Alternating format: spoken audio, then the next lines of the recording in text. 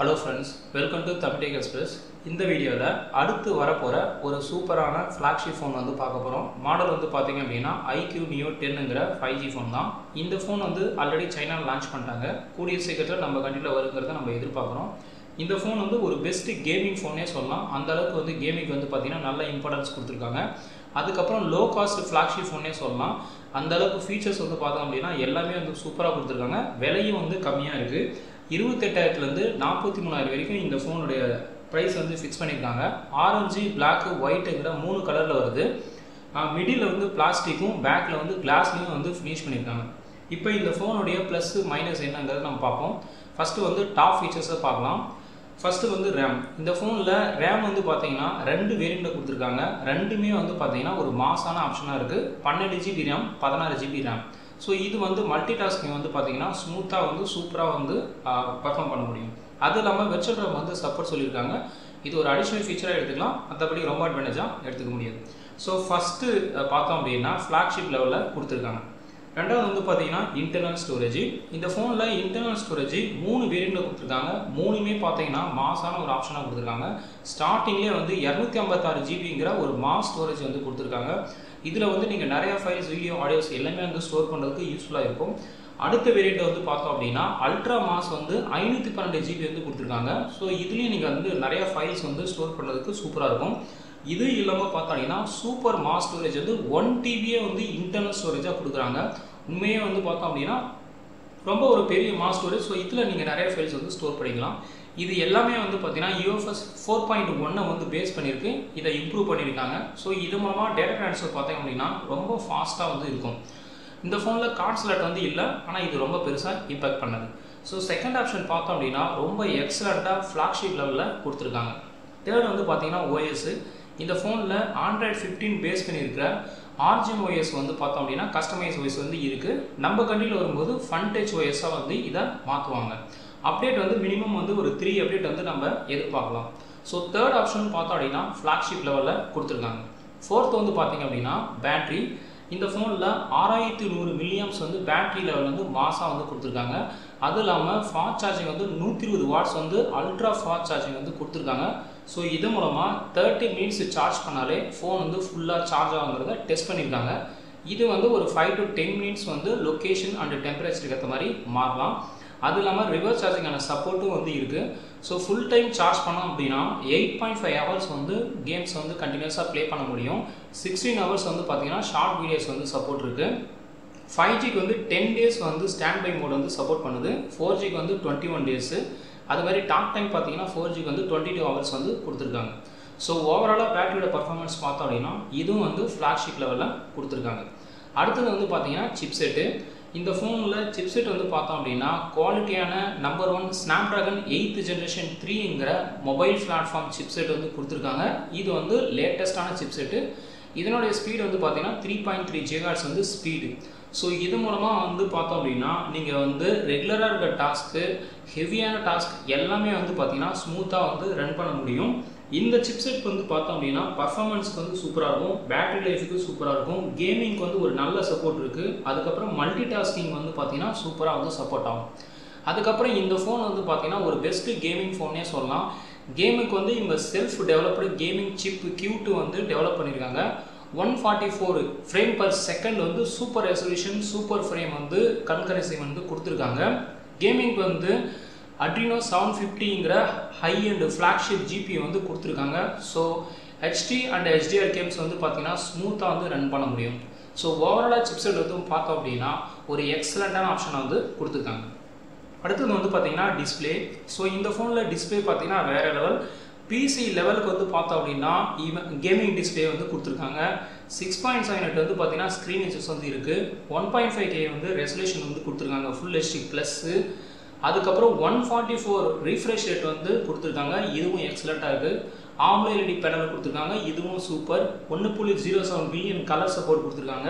Outdoor விசிபிலிட்டிக்கு 4500 peak minutes வந்து கொடுத்துருக்காங்க. இது எல்லாமே எக்ஸலண்ட்டாக இருக்குது. அல்ட்ரா கிளியர் சூப்பர் ஐ ப்ரொடக்ஷன் கொடுத்துருக்காங்க.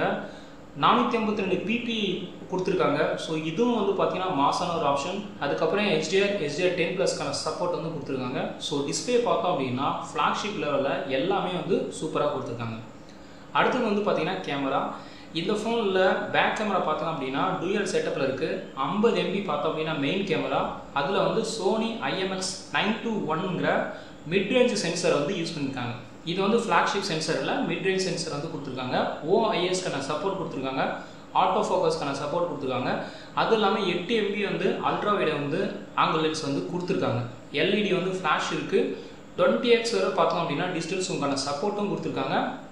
இது வந்து சூப்பர். 8K வந்து வீடியோ ஷூட்டிங் வந்து சப்போர்ட் பண்ணுது. இதுவும் வந்து எக்ஸலண்ட்டாக இருக்குது.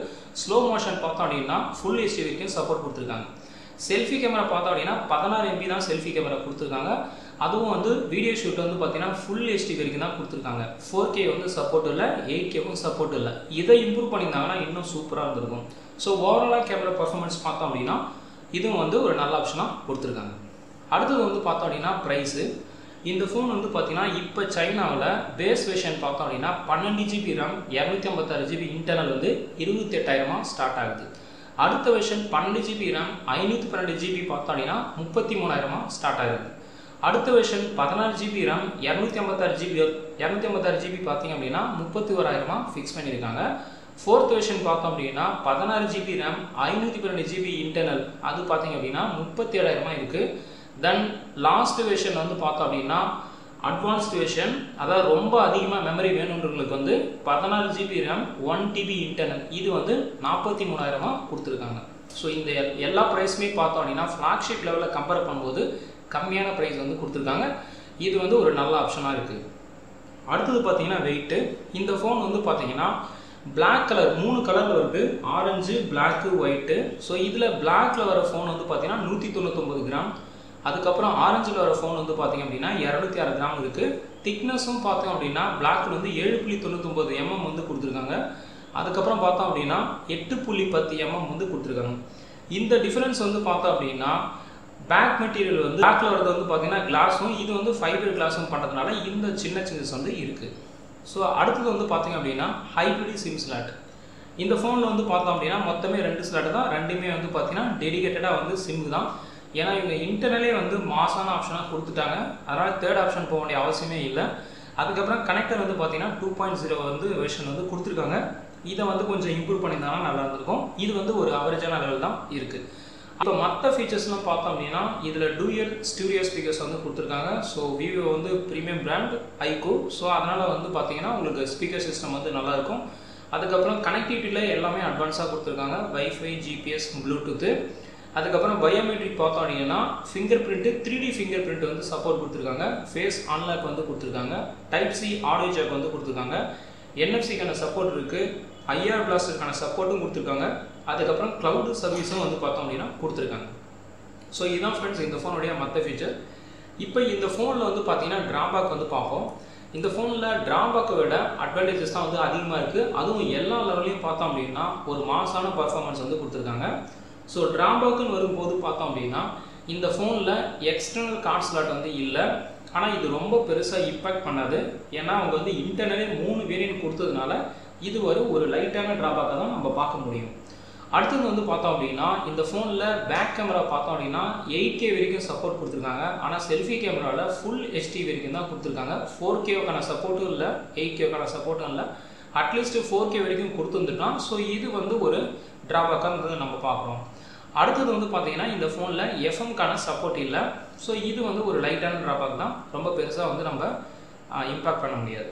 ஸோ அவ்வளோதான் ஃப்ரெண்ட்ஸ், இதுதான் வந்து இந்த ஃபோனுடைய ட்ராபேக். மற்றபடி பார்த்தோம் அப்படின்னா ஒரு பெஸ்ட் கேமிங் ஃபோனுக்காக நீங்கள் வெயிட் பண்ணுறீங்க அப்படின்னா இந்த ஃபோன் வந்து நீங்கள் வந்து சூஸ் பண்ணிக்கலாம்.